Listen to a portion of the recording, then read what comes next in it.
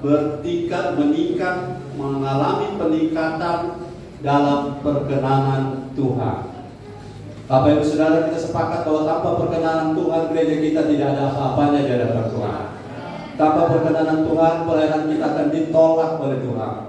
Karena Tuhan itu tidak butuh jasa dari kita. Tuhan tidak butuh tenaga dari kita. Kita bisa melayani cuma karena Tuhan kasih kita kesempatan.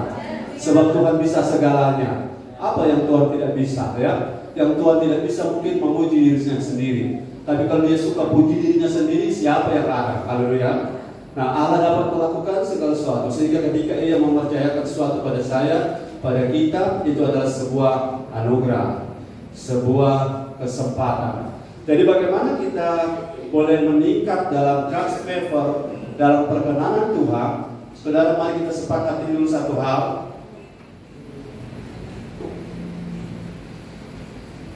Begini, kita makin berkenan kepada Tuhan, kita makin berkenan kepada Tuhan.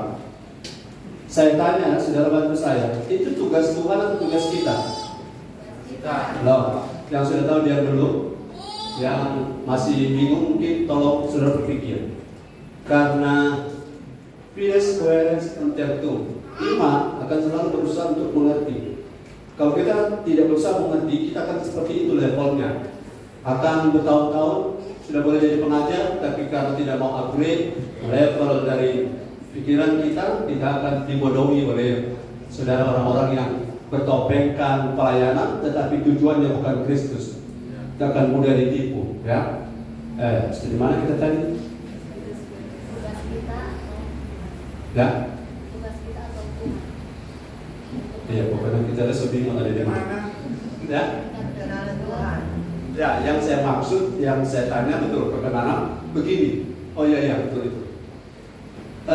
Waktu kita ingin berkenan kepada Tuhan, itu faktor usaha Tuhan atau usaha kita? Jawab Pak, boleh jawab? Ya. Pertama, perkenanan Tuhan itu oleh darah Yesus, pengorbanan Yesus yang mengerjakan, kita yang harus mempertahankan perkenanan itu. Oke.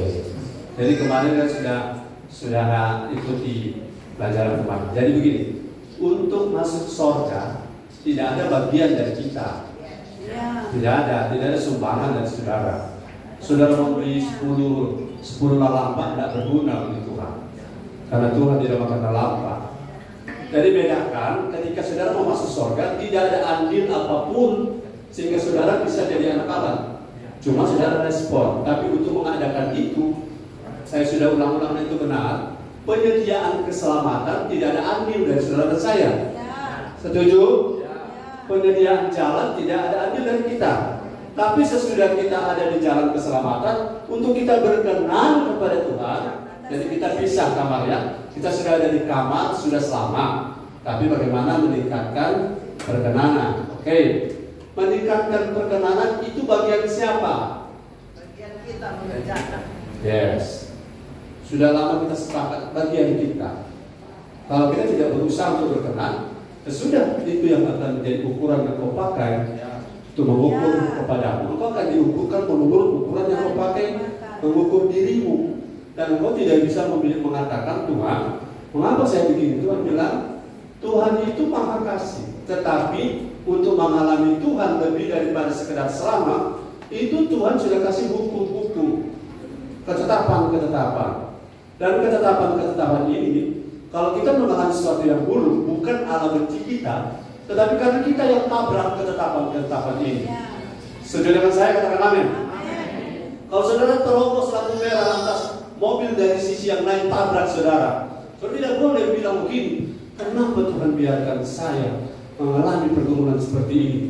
Kalau saya ada di situ, saya jawab lampu merah jawabannya. Lampu merah artinya Anda harus berhenti sampai dia hijau. Lain kali terus hijau masih belum start karena masih menghayal. Nah, orang di belakang klakson kita.